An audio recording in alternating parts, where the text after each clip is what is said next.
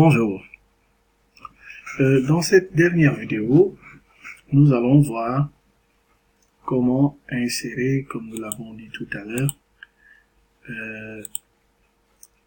les niveaux de numérotation selon le système numérique international, comment créer un style de titre et comment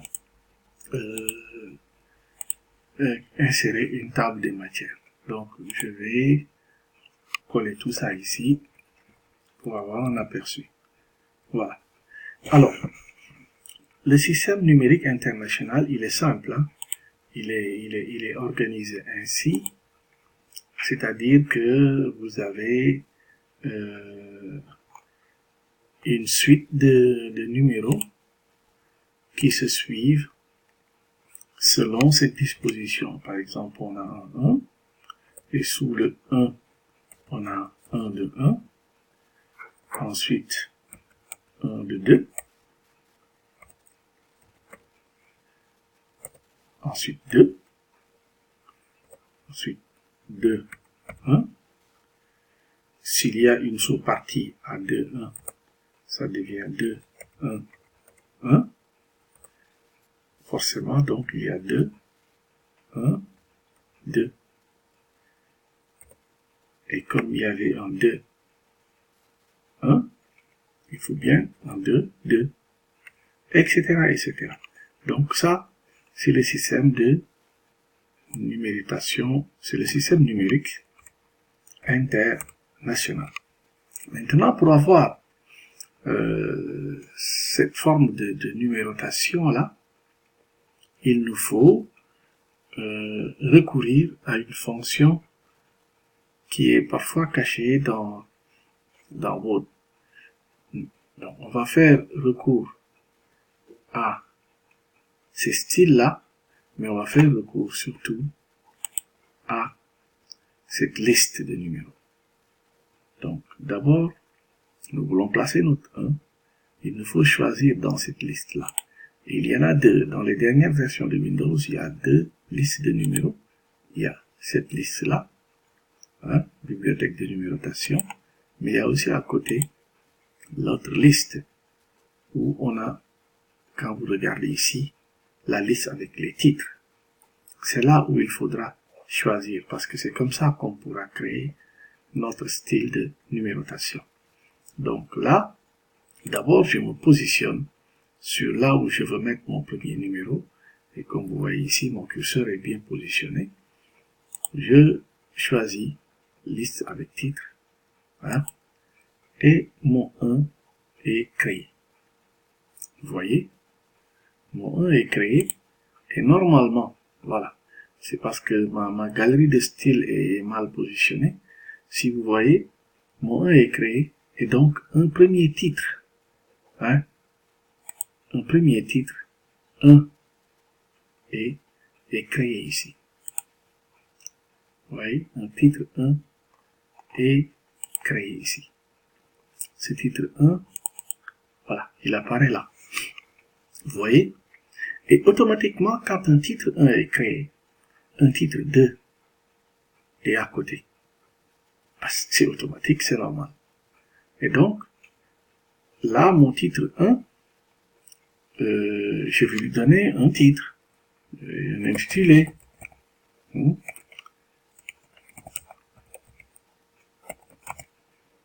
Ça, c'est les titres de niveau 1. Ok? C'est les titres de niveau 1. Parce que, voilà, c'est le titre qui se situe au premier niveau. Il peut maintenant avoir des titres enfants, des titres secondaires, et ces titres secondaires peuvent avoir aussi d'autres titres secondaires. Donc, selon le principe que nous avons vu tout à l'heure. Ok? Maintenant, on va recourir à la même manipulation que tout à l'heure lorsqu'on travaille avec notre style normal. On va modifier notre titre 1 pour lui donner les caractéristiques de titre selon les normes avec lesquelles nous travaillons.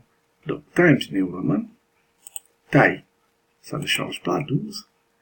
Il doit être gras, il doit être de couleur noire, automatique. Ok, voilà, je laisse comme ça.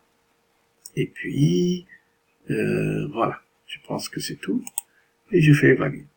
Donc, mon style 1, mon titre 1, il va avoir ce format-là. Et tous les titres 1 de mon texte auront le même format. Alors, après ça, peut-être que j'ai un titre 2. OK? Un titre 2. Voilà. Et automatiquement, il me fait un titre 2. Je dois faire correspondre mon titre 2 également. Je vais donner un intitulé.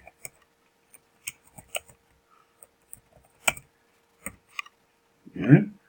Et je vais formater mon style de titre 2. Times New Roman toujours. 12. Gras. Couleur noire. Et voilà. OK. Je valide. Et mon style de titre 2.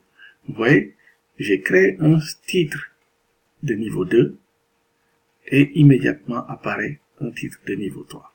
Et parfois, j'ai pas besoin de cliquer. Hein. Donc, quand vous pointez dessus, il vous donne un aperçu du titre qui vient d'être créé. Si le titre 2 a un titre secondaire, vous voyez, c'est-à-dire titre 3, il me fait un 1, 2, 1, 1, 1. Donc, ça veut dire quoi? Ça veut dire que j'aurai un 2, j'aurai forcément un 1, 2, parce que j'ai un 1, 1, et j'aurai forcément un 1, 1, 2. OK? D'accord? Donc, là, je vais continuer.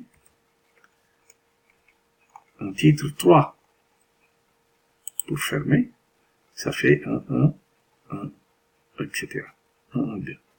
Et donc, si je modifie mon titre 3, il est Times New Roman également, toujours 12, noir, gras, je fais OK, et mon titre 3 va correspondre. Donc, si je mets un titre là, par exemple, je vais mettre un autre titre là. Donc là, j'ai un titre de niveau 1, un titre de niveau 2 et un titre de niveau 3. Si je reviens ici,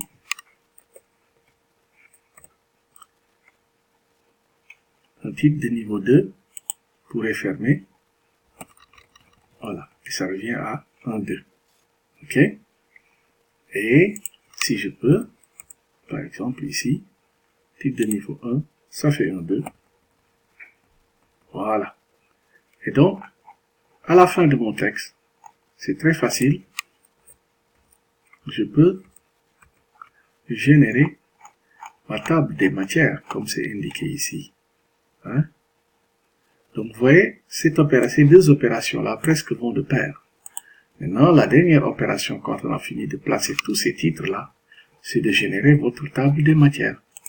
Votre table des matières, il suffit d'aller à l'onglet références, hein, et tout à fait là, tout à fait ici, vous avez un bouton table des matières. Quand vous cliquez dessus, vous pouvez choisir votre table des matières et elle va être automatiquement insérée ici. Donc vous pouvez la retravailler, faire des mises à jour, etc. OK? Donc vous voyez, je vous indique tous les titres et puis les numéros de page. Alors, il se pourrait par exemple que vous ayez des titres de niveau 4 ou 5. OK? Donc 1, 1, 2, 2, 1, etc. Et parfois qui n'apparaissent pas dans la table de matière qui doit être détaillée. Et pour avoir ça, il faut justement aller à la table de matière personnalisée. Et là, pour faire apparaître les niveaux de titres, qui par défaut s'arrêtent à 3, vous pouvez remonter jusqu'à 4 pour faire apparaître les titres de niveau 4. Parce que là, la table des matières ne fait apparaître que les titres de niveau 3. Vous pouvez l'augmenter jusqu'au titre de niveau 5, etc., etc. Et donc là, vous validez. Ça n'a pas d'incidence sur notre travail parce que nous n'avons pas de titre de niveau 4 ni de titre de niveau 5. Mais si on l'avait, on aurait pu quand même voir que les titres de niveau 5 ou de niveau 4 vont apparaître. Donc, globalement, nous avons abordé tous les éléments de ce chapitre en espérant que tout a été clair. Vous avez la possibilité de poser des questions dans le forum ou alors d'interagir dans le groupe WhatsApp qui a été ouvert à ce propos. Donc, je vous remercie et je vous souhaite une excellente digestion de ce cours.